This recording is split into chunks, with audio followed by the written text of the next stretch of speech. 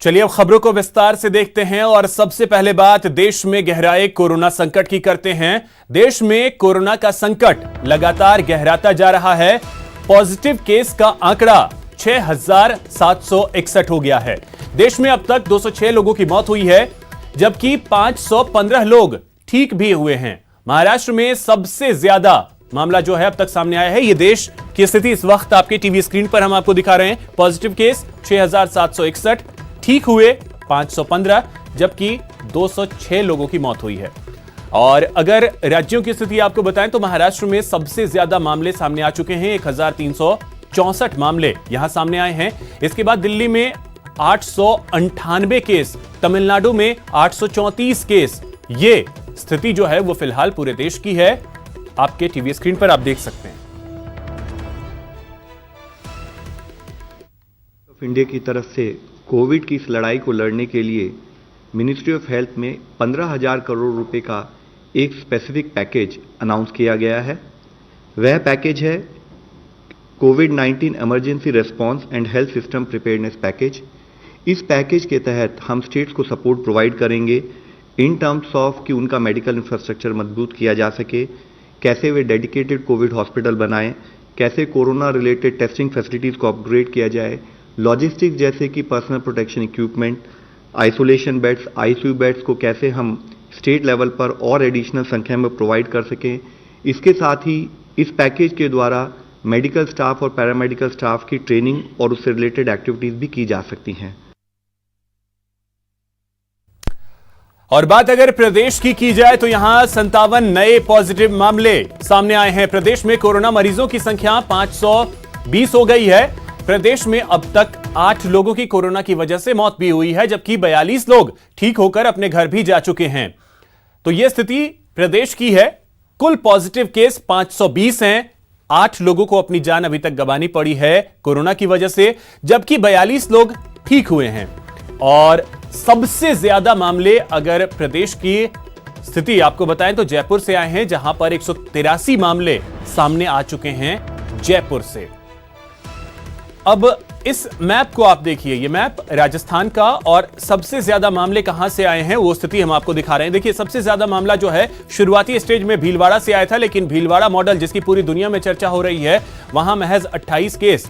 लेकिन सबसे ज्यादा मामले राजधानी जयपुर से, जहां पर 183 केस सामने आए हैं। इसके बाद दूसरा एक हॉटस्पॉट जो है वो जोधपुर बन गया है, जहां पर 92 मामले सामने आ चुके हैं। इसके अलावा झुंझुनू में 31 मामले सामने आए हैं, टोंक में 27, जैसलमेर में 27, बांसवाड़ा में 24, बीकानेर में 20, कोटा में 18, झालावाड़ में 12, चूरू में 11, भरतपुर में 9, अलवर में 6, दौसा में 6, अजमेर डूंगरपुर में 5-5 केस सामने आए हैं, उदयपुर में 4, करौली, पाली और प्रतापगढ़ में 2-2 मामले सामने आए हैं। इसके अलावा बाड़मेर, धौलपुर, नागौर, सीकर, इन सभी जगहों पर एक-एक मामला सामने आया है। चलिए अब आपको ग्राफ के जरिए बताने की कोशिश करते हैं पिछले 5 दिनों में क्या स्थिति रही है। यह ग्राफ देखिए, पिछले 5 दिनों का यह ग्राफ है। मरुधरा में 6 अप्रैल को स्थिति यह थी कि कुल 301 केस सामने आए थे, जो आज 10 अप्रैल को 520 तक पहुंच गए हैं। तो अब इस ग्राफ के जरिए हम आपको प्रत्येक दिन की स्थिति बताते हैं। 6 अप्रैल को स्थिति यह थी कि 301 मामले थे, 7 अप्रैल को यह बढ़कर 343 हो गया, 8 अप्रैल को 383 हो गया, 9 अप्रैल को 471 हो गया, और अब जाकर के स्थिति यह है कि 520 कुल आंकड़ा हो गया है। सचिन हमारे सहयोगी इस पे और अधिक जानकारी देने के लिए हमारे साथ जुड़ गए हैं। सचिन, जिस तरीके से यह ग्राफ बढ़ रहा है, मुश्किलें थोड़ी बढ़ती हुई दिख रही हैं। बिल्कुल अभिषेक, जिस तरह से आपने दिखाया अभी ग्राफिक्स के जरिए कि किस तरह से ये जो ग्राफ है वो बहुत तेजी से शूट कर रहा है। 6 अप्रैल को जहां एक तरफ 301 मरीज थे, वहीं महज 5 दिनों में ये मरीज जो है वो बढ़कर के 520 हो गए हैं। और ये रफ्तार अभी थमी नहीं है, क्योंकि आज अगर हम सुबह से देखें तो अब तक 2 लॉट में, यानी पिछले 12 घंटे में जब रिपोर्ट आई थी सुबह, तो उस वक्त 26 मरीज पॉजिटिव आए थे। और उसके बाद जब अगली रिपोर्ट आई, यानी दिन में जब एक और बुलेटिन जारी हुई हेल्थ विभाग की तरफ से, तो उसमें जो पॉजिटिव मरीजों का जो आंकड़ा था वो काफी कुछ बढ़ चुका था, और वो 31 पॉजिटिव उसमें और बताए गए। तो ये बताता है कि किस तरह से लगातार जो है पूरे प्रदेश में पॉजिटिव मरीजों का जो आंकड़ा है वो बढ़ रहा है। इसके लिए जब चिकित्सा एवं स्वास्थ्य मंत्री डॉक्टर रघु शर्मा से हमारी बातचीत हुई थी तो उनका यूँ कहना था कि क्योंकि प्रदेश में जो जांच का जो दायरा है वो बड़ा है, तो ऐसे में जो जांच जितनी ज्यादा होगी तो उससे पॉजिटिव केसेस भी ज्यादा सामने आएंगे, जो कि एक अच्छी बात है। ये डरने वाली बात नहीं है। उनका यूं कहना था कि इससे जब मरीज सामने आता है तो उसका इलाज जो है वो सरकार बेहतर तरीके से कर पाएगी। मरीजों के सामने आने से उनके द्वारा जो इन्फेक्शन फैलाने का जो खतरा है वो कम होगा, उनको आइसोलेट किया जा सकेगा। ऐसे लोगों को जो है बिल्कुल, और ये चीज अच्छा है, ये चीज भी सही है कि अगर सैंपलिंग हो रही है और इस तरीके से मामले आ रहे हैं और उनका इलाज भी हो रहा है, क्योंकि स्थिति यह है कि 42 लोग ठीक होकर के अपने घर भी जा चुके हैं। बहुत बहुत शुक्रिया सचिन आपका इन तमाम जानकारियों के लिए। और इसी बीच एक बड़ी खबर आपको बता दें, जयपुर से यह बड़ी खबर है जहां पर पुलिस कांस्टेबल कोरोना पॉजिटिव मिला है। माणक चौक थाने का यह कांस्टेबल कोरोना पॉजिटिव पाया गया है। डोर टू डोर सर्वे में यह कांस्टेबल शामिल था। पुलिस महकमे में इसके बाद हड़कंप मच गया है। यह बड़ी खबर आपको बता दें कि पैनिक होने की जरूरत नहीं है। डीजीपी ने यह साफ तौर पे कहा है कि पैनिक होने की कतई भी जरूरत नहीं है। कांस्टेबल को आइसोलेट कर दिया गया है। और आपको बता दें कि माणक चौक थाने का यह कांस्टेबल जो कोरोना पॉजिटिव पाया गया है।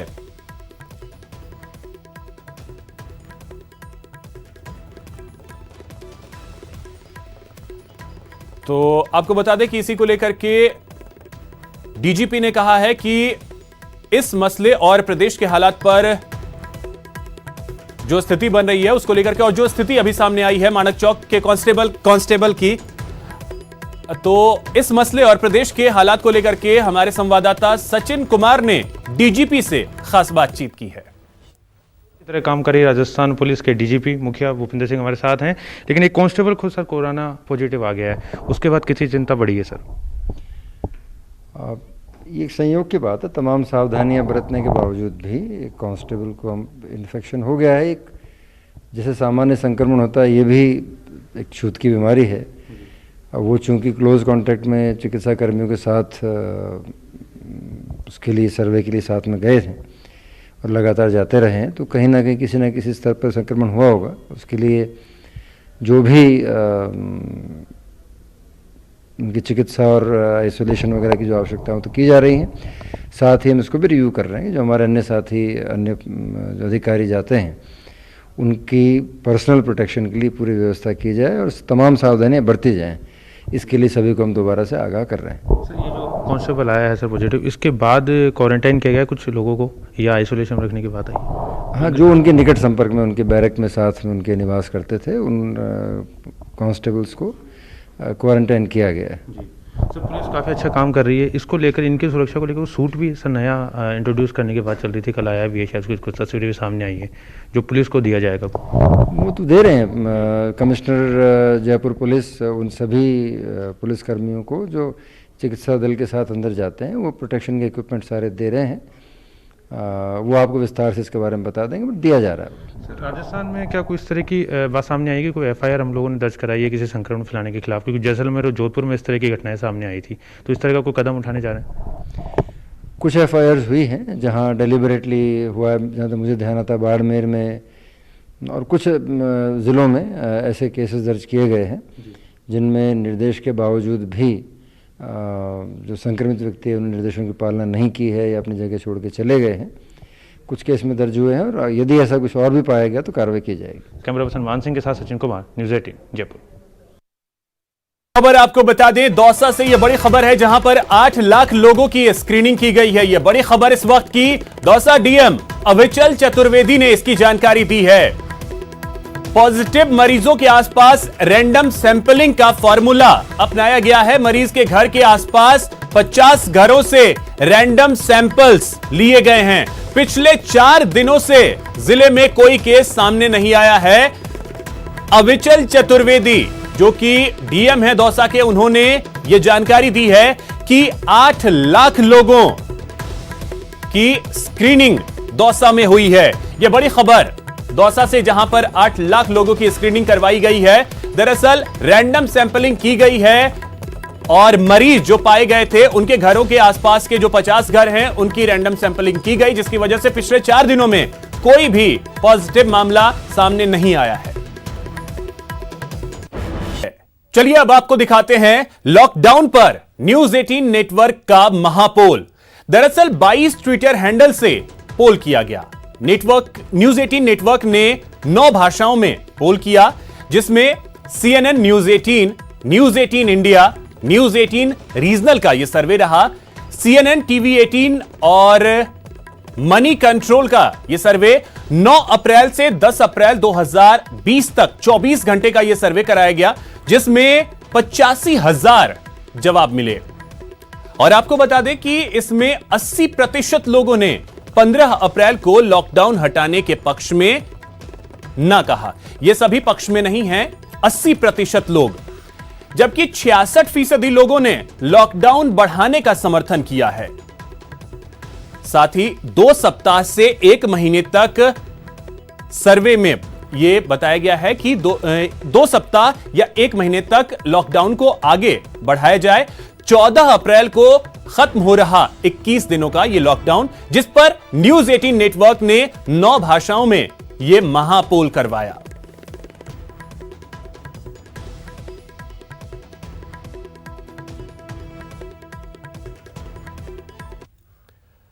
अब आपको दिखाते हैं कोरोना संकट में कैसे प्रदेश में मुस्तैद हैं पुलिस और प्रशासन। ड्रोन वाली ये तस्वीरें डूंगरपुर शहर की है, जहां लॉकडाउन में गली मोहल्ले पर ड्रोन से नजर रखी जा रही है। इसी मुस्तैदी की वजह से आज 6 युवक गिरफ्तार भी हुए। ये सभी लोग एक घर की छत पर जुआ खेल रहे थे, लेकिन जैसे ही इन्होंने ड्रोन को अपनी छत के ऊपर मंडराते देखा, भागने लगे। लेकिन पुलिस ने सबको कुछ ही देर बाद गिरफ्तार कर लिया और साबित कर दिया कि कोरोना काल में लापरवाही करने वालों की खैर नहीं।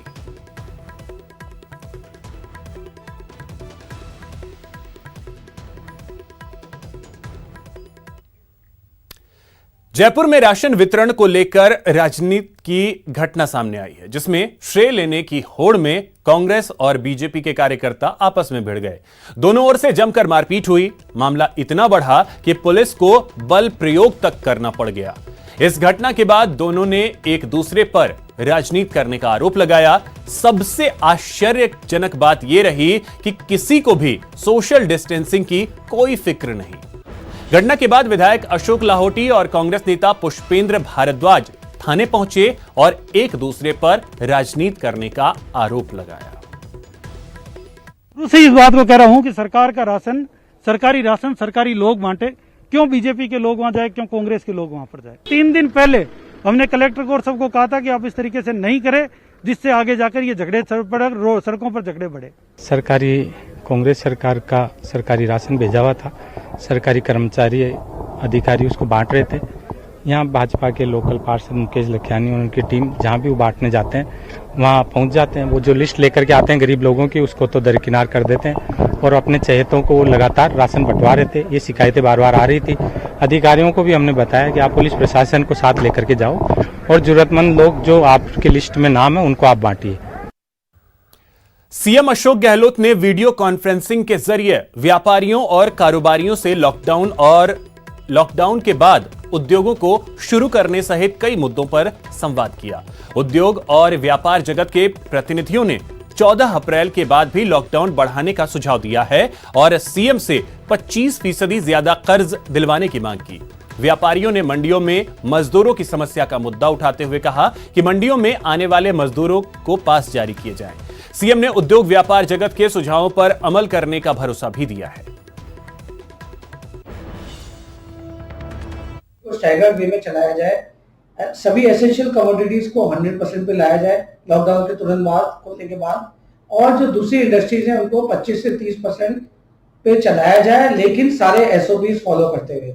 सीआईआई ने उद्योग विभाग को एक एसओपीज भी बना के दिए हैं कि किस तरह से इंडस्ट्री को लॉकडाउन के बाद चलाया जा सकता है, जहां पे वर्कर्स की स्क्रीनिंग होगी, हैंड सैनिटाइजेशन की बात होगी। इसी के जरिए सभी खाद्य पदार्थ के व्यापारियों, इंडस्ट्री चलाने वालों और दूसरे जो लोगों हैं उनसे सबसे आज संपर्क किया और उन्होंने ये जानना चाहा कि किस तरह की व्यवस्थाएं चल रही हैं, कैसे चल रही हैं और ये लॉकडाउन को आगे बढ़ाया जाना चाहिए या नहीं बढ़ाना चाहिए और ये व्यवस्थाओं में क्या सुधार किया जाना चाहिए। लॉकडाउन के बीच उदयपुर के मंडी प्रतिनिधियों ने आज सीएम अशोक गहलोत से वीडियो कॉन्फ्रेंसिंग के जरिए बात की। वीसी के बाद मंडी प्रतिनिधियों से हमारे संवाददाता सतीश शर्मा ने खास बात की। कोरोना से जंग के लिए राजस्थान में भी लॉकडाउन जारी है और इसी कड़ी में तमाम लोगों को आ रही परेशानियों के बीच आज राजस्थान के मुख्यमंत्री अशोक गहलोत ने तमाम मंडी के प्रतिनिधियों से बात की है। उनसे लॉकडाउन को लेकर लंबी चर्चा की और कैसे इस लॉकडाउन को खोला जाए और कैसे प्रशासन और व्यापारियों के बीच आने वाली समस्या है उसे दूर किया जाए। इसको लेकर आज जो सीएम हैं उन्होंने वीडियो कॉन्फ्रेंसिंग के जरिए उदयपुर के व्यापारियों से भी बात की है। उन्होंने तमाम व्यापारियों से बात करके ये जानने की कोशिश की कि आपको किसी तरह की समस्याएं तो नहीं है। जो उदयपुर की सवीना अनाज मंडी व्यापार मंडल से हैं, साहब बताएं क्या बात हुई आज? सर्वप्रथम तो मुख्यमंत्री महोदय को धन्यवाद देना चाहेंगे। उन्होंने हर मंडी के अध्यक्ष से और व्यापारी से उनकी समस्या जानने का प्रयास किया और लॉकडाउन के बारे में जानने की कोशिश की। इसके लिए उनको बहुत बहुत बधाई। हमारी मंडी में सर्वप्रथम सबसे बड़ी समस्या जो आ रही है वो लेबर की आ रही है कि यहाँ की जो लेबर है वो 20-25 किलोमीटर दूर एरिया में रहती है और वहाँ से उनका रोज़ आना जाना उसमें बड़ी तकलीफ होती है। और जब लेबर यहाँ से जाती है शाम को, जब गाड़ी भरते समय खाली करते समय लेट हो जाती है, उनको बड़ी तकलीफ होती है। इस समस्या से हमने मुख्यमंत्री महोदय को अवगत कराया है, जिसपे उन्होंने सहमति दी कि उसका कोई न कोई रास्ता हम निकालेंगे। अभी मंडी में जो किराना एसोसिएशन है उनके अध्यक्ष अर्जुन जी हमारे साथ हैं, उनसे पूछे साहब आप बताएं, किराना दुकानों का एक संगठन है, आप चलाते हैं, तमाम व्यापारी क्या समस्याएं बता रहे हैं? आज आपने सीएम वाले वीडियो कॉन्फ्रेंसिंग में भी भाग लिया, क्या बात हुई? मुख्यमंत्री महोदय ने यही पूछा चैनल में कोई तकलीफ तो नहीं आ रही है, माल का स्टॉक पूरा है, रेट में क्या समस्या आ रही है, आपको कैसे इस माहौल को क्रिएटिव कैसे संभाला जाए, आम जन तक आपकी पहुंच पड़े, सामान सबको मिले और लॉकडाउन का उल्लंघन नहीं हो, उस बारे में मुख्यमंत्री महोदय ने अच्छी तरह से हमको सुना और आश्वासन दिया।